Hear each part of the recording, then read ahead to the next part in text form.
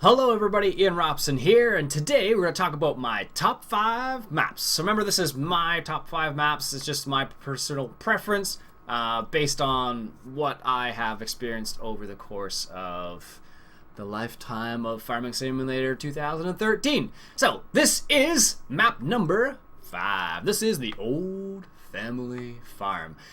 Let me tell you why it's my number 5. So I really love this map because little things like this. Let me come up over here. So this right here makes a nice little sound once you dump grain in it. It's just the little things I found in this map that are really, really nice and really adds to the features of this map. So little simple grain silo setup, nothing too complicated. But when you go ahead and do stuff like emptying grain in there, it makes a little sound, just little things. Same with these silos. This is like the first time I've ever seen these silos was in this particular map. That are actually functioning. Normally you just see them, but they don't actually work. These ones actually worked, which was fantastic. Here's another example of it there. Also, little things like having the flag there. Even though I'm not American, but having the flag there is cool, and the fact that I had a little sound effect for it as well. Also, there's a bit of a storyline behind this map as well, which is one of the other things I really liked about it. The nice thing is this is actually a relatively small map, and I find it difficult sometimes to find small maps that are fun to play, because a lot of times there are maps that are small, but I don't necessarily enjoy. This map I definitely enjoyed. I had a lot of fun playing on it. You know, the fact that it has some small fields so you can use some vintage equipment, for example, like this farm all here. Definitely fit in on this map, without any problem at all. Had a really, really cool, feeling to it. It was very well polished. There was, lots of little things that all added in together. So, for example, up here is the milk area where you drop off your milk.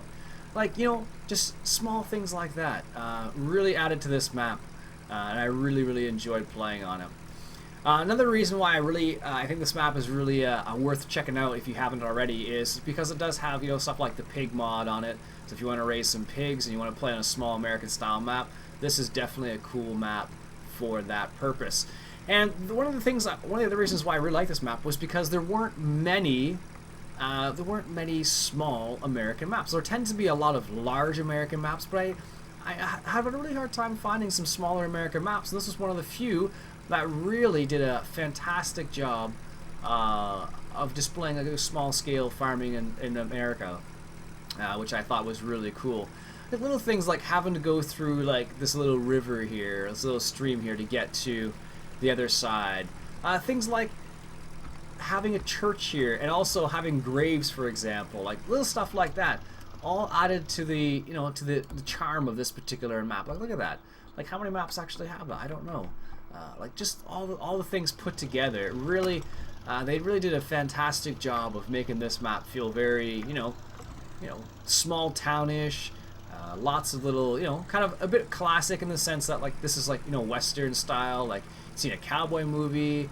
Got your guy with a sickle there. Just a whole bunch of little things all added up to make this a very pleasant map to play on.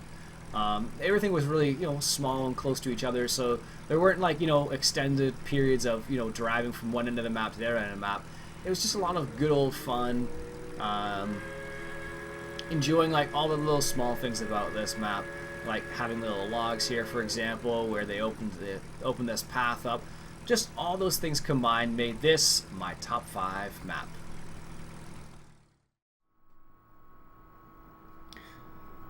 Hello everybody, and welcome to the Serbian Farm, also known as Vojvodina. So this is my number 4 choice.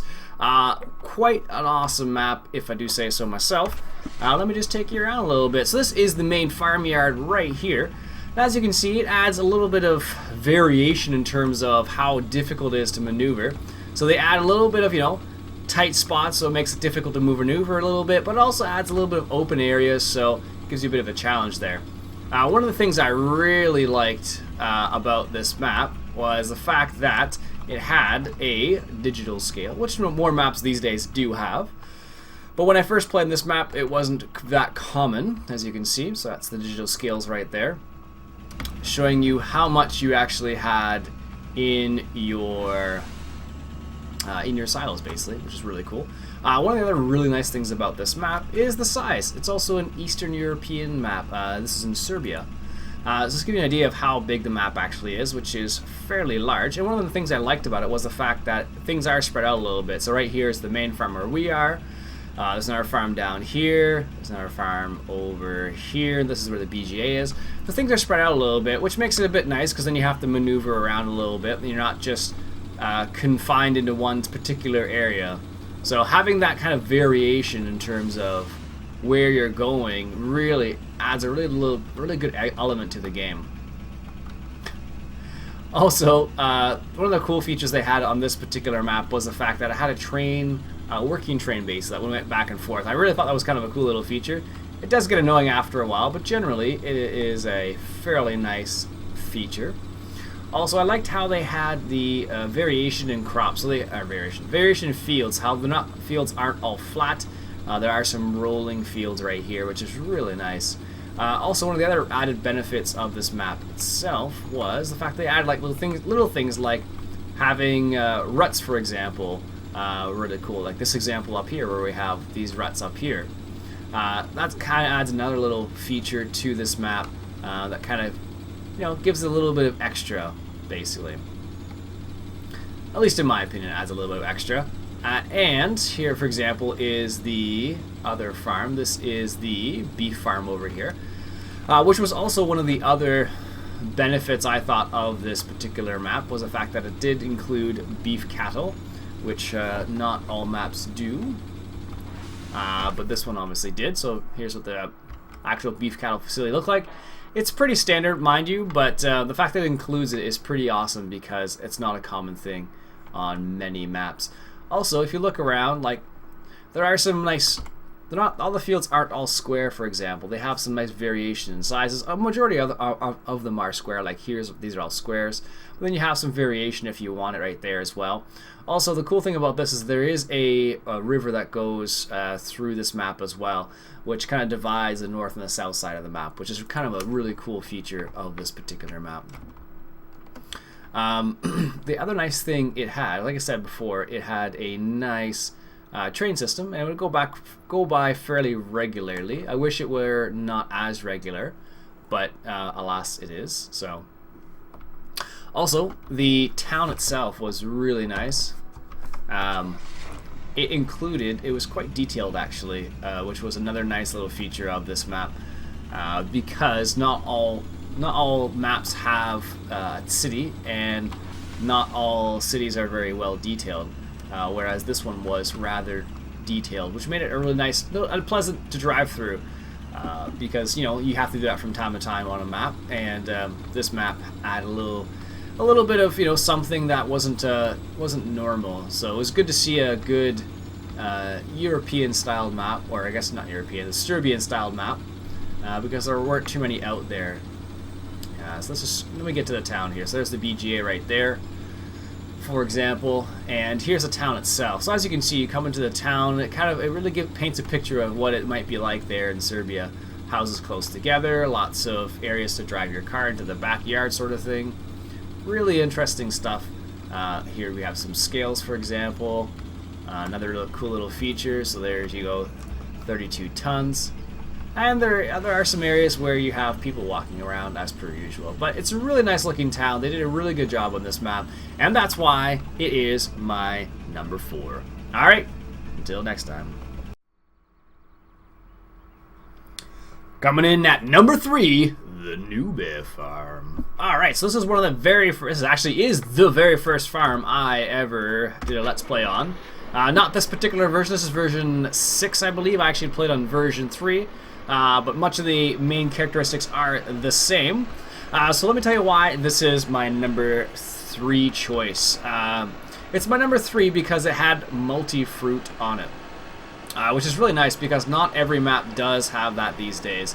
A lot of them don't have that, that nice added benefit of having, different fruits and whatnot on them. One of the other main reasons why I really love the Newbie Farm was because it is extremely difficult. It was a very challenging map, and not many other maps really provided that same level of challenge as this particular map did. This map made it really difficult. Like, I started out in this map with vintage equipment, and trying to play this map with vintage equipment was extremely difficult. It's called the Newbie Farm, but really should be called something more like the Hardcore Farm. And I think actually a couple of people, I think Frito-Lay's actually refers to it as that. But it's an extremely difficult farm to play on, which makes it a lot of fun because you really have to make choices that that reflect where you are. You can't just jump from one piece of equipment to the other piece of equipment because you can't leave yourself high and dry with a certain amount of equipment. So you really have to plan ahead and be proactive in terms of your choices and whatnot. The other reason why I really like this map was because there was varying growth rates. When this map first came out, there was no soil mod, so it was just like you progressed time overnight, and that was it. When this map came out and it had a script that changed the growth level of different crops that you could raise, it made it a really, really amazing map because it was one of the few maps that actually had that capability, which I really, really liked about this map. So that's why the Newbie Farm is my number 3 choice. Check it out.